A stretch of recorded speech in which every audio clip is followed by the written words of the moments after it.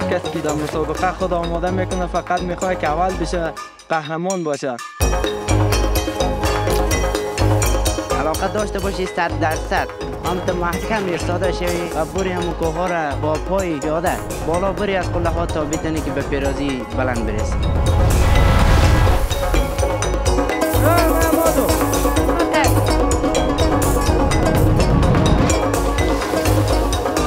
واقعا که وقتی بهش نگاه میکنم حسی با من دست میده که حتما باید بالای کوه برم.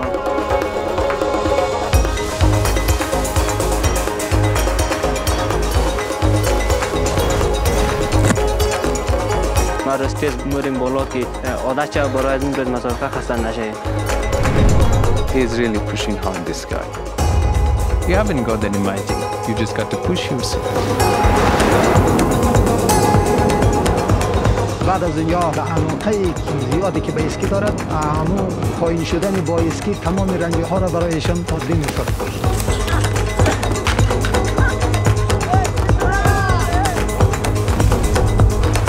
بسیار عالی اسکی میکنه، فقط زیاد سری در سرعت زیاد شوق داره. بسیار همون از دورای کلان بسیار با سرعت زیاد می‌کنه.